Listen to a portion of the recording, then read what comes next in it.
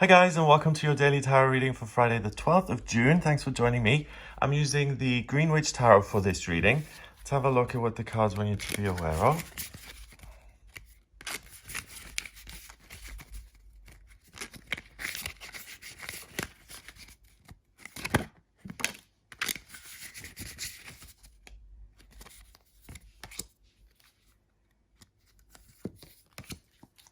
Okay, what have we got?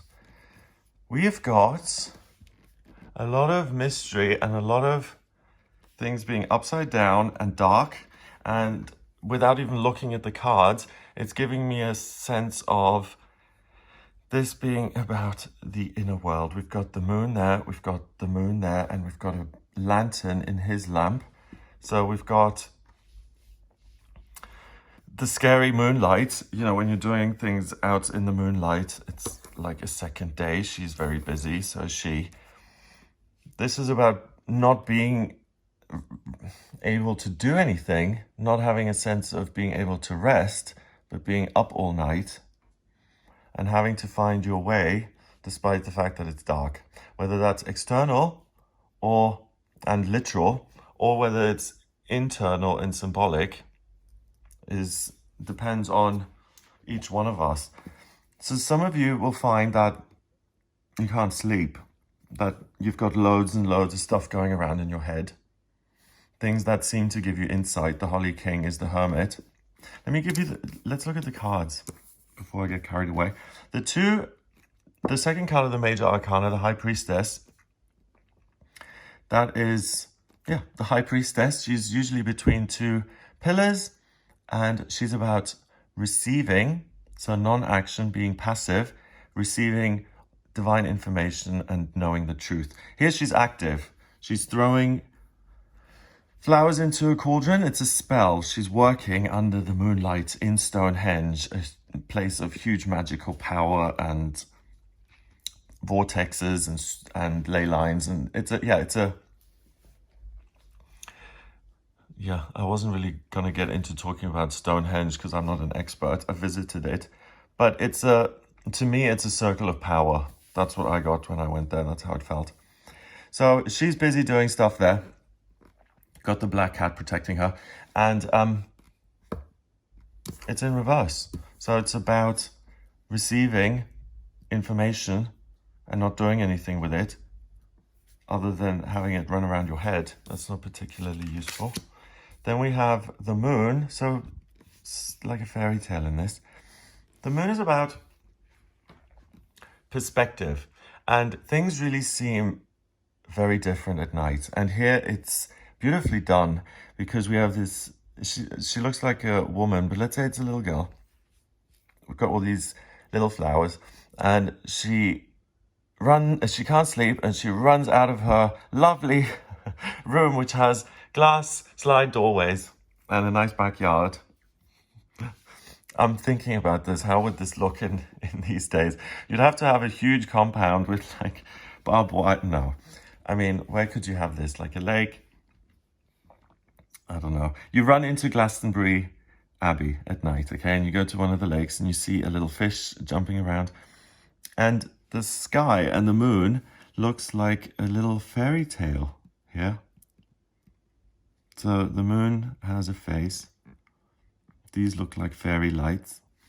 And that fish just looks so magical. I mean, for me, I feel this card.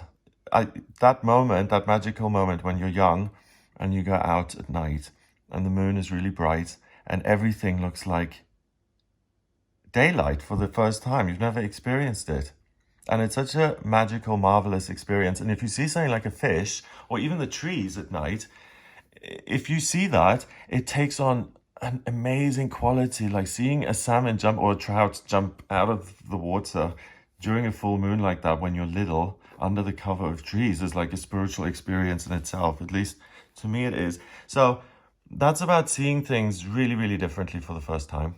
And here it's like a fairy tale, a cute little story. It's in reverse. So it's reality. It's about not being afraid of who you really are, and without getting too deep, but really not being afraid of your own light. And by your light, I mean just you as a human being. I don't know about you, but I've edited myself so much to the point of, well, I don't even know who I am sometimes, because, or I'd say in the past that was true, because you'd think, oh, what do people like? What do people don't not like? Because for me, it was about a matter of survival, I think, trying to fit in. If people found out about me, the real me, I'd be in big trouble. And yeah. So if you do that as a child or something, just for me, I did that, and I had to look at it as an adult only because I fell on my face, thank goodness. And I had to look at that and not get over it, but kind of put it into the right perspective. It's like, I'm surviving. I'm getting by. It's not everyday danger where you feel completely lost and alone. You're an adult. And part of growing, I get tense just talking about it. My whole chest just tightens up. So when you're an adult, there are things about your light. And I just spoke about things that make me different, which I completely hid. There are things about you that you're going to think are completely unacceptable, mortifying, and things that you've buried out in the backyard, and no one is ever going to find out about that, ever. And it's those kind of secrets and those kind of things about ourselves that keep us small and afraid. And it keeps us from shining our true light. The real you is basically your true light. The real person, without modifying yourself and chipping away at yourself. Oh, this won't do, and this doesn't go down well with other people, and oh, they didn't like that, and it's just endless, on and on and on. If you do that, you can just really it's like there's nothing left at the end of you. You're just so uniform, and all the edges have been chipped off until you fit in nicely, like all the rest of the cogs, into the wheel, and there's no parts of you left. And that's when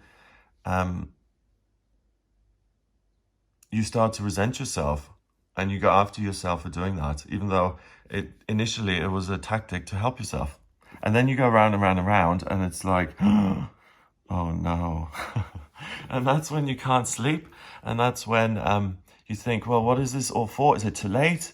What am I going to do now? Very well, I have all this information, but what am I supposed to do with all this information? Great, thank you.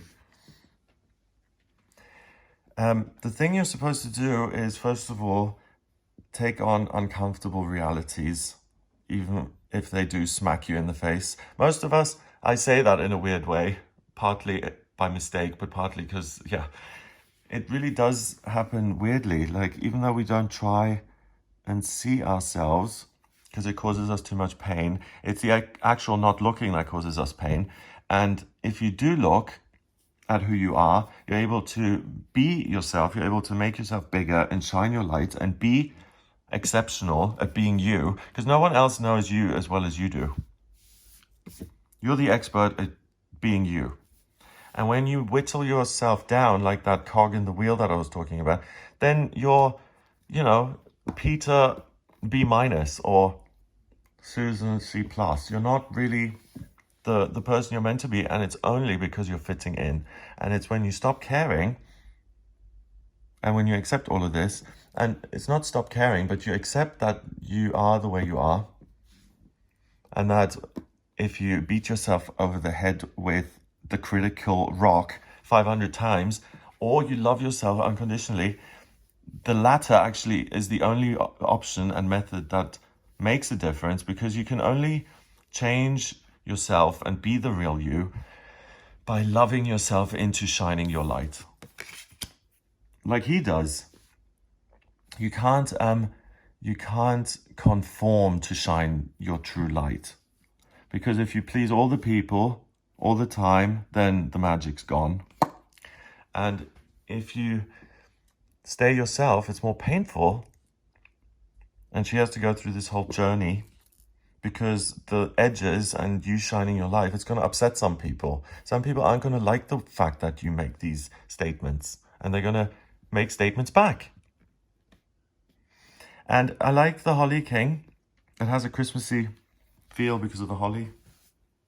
I like the deer, or is it a reindeer? He's got a reindeer, like a horn, part of a horn in his hand, or a stick.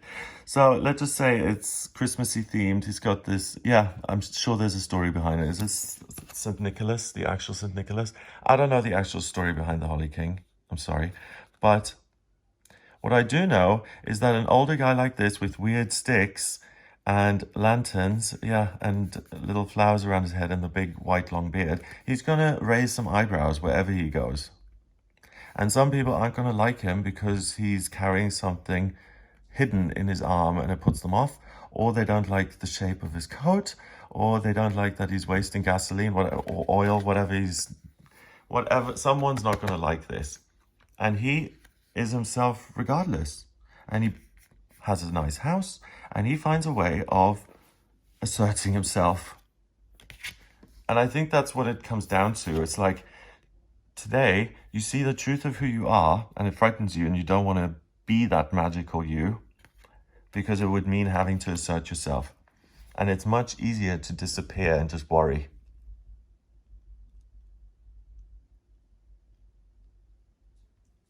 So let's not disappear and worry today. Let's show up and have fun.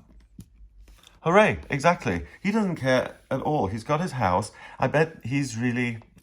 I'm going to slam the Holly King now. I'm going to trash him.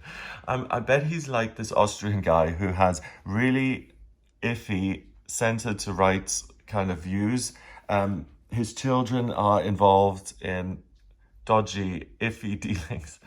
And his wife launders money. And he doesn't care.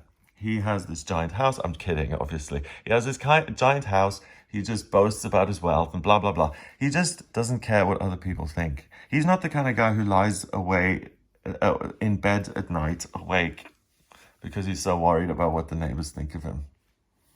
He just isn't. So it's a really good day to tap into our own inner Holly King. We've all got him inside us. That jolly, weird, older guy running around. We all have him inside of us.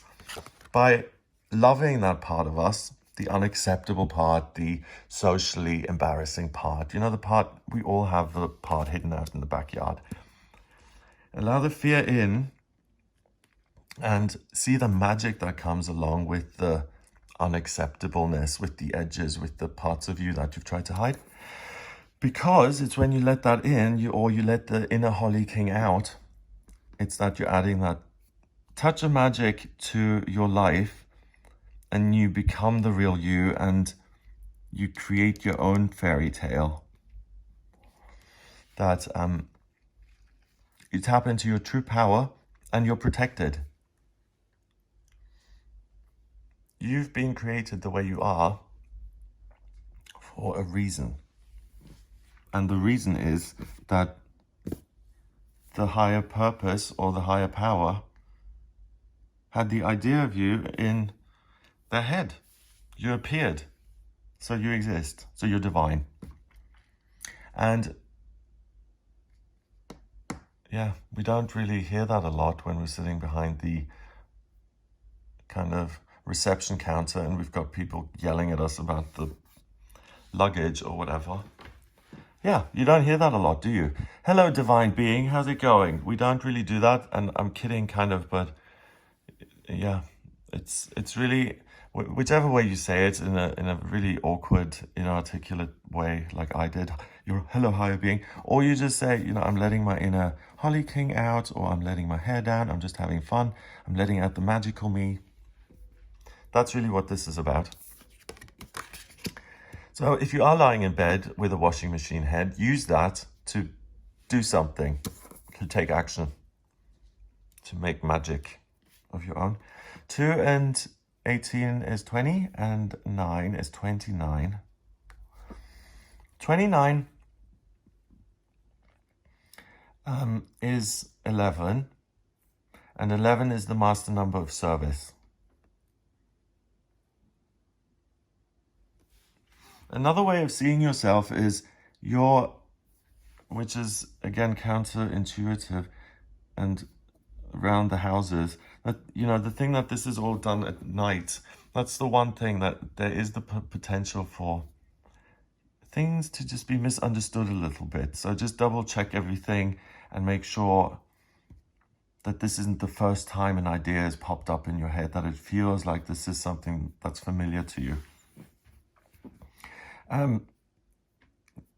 Yeah, so by accepting that you are here to be of service to other people, that's when you really let the true, joyous, magical you out, because that's when your real strength and your love and your joy emerges, when you're just thinking about yourself and even how you can improve yourself to an extent, although we all try and think positive, I think. Yeah, we all try and be good and we all try and be positive, but really, if you stop working on yourself so much and just relax into this divine thing that you are anyway, then you don't have to try so hard. You can just be.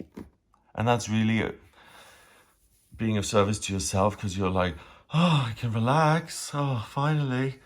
And second, when people see you finally accepting yourself and not denying yourself, because people will respect you for it anyway. It's only when you stand up, it's so annoying. People are just so annoying because they never tell you when you need them to. They only say, when you stand up for yourself and you tell everyone to F off and that, you know, you're doing your own thing, and then 5 years later you come back and you're so wonderful.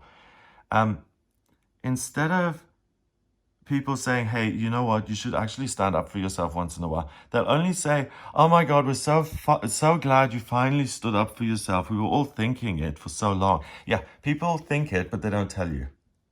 Okay? So what's your inner kind of Holly King, Holly Queen that's not acceptable and that wants to come out? Because when you accept the unacceptable about yourself particularly, that's when the washing machine comes to a stop. And then it's when, like, okay, the reality is now here. What are we going to do with it? And the answer today is have fun with it and enjoy yourself.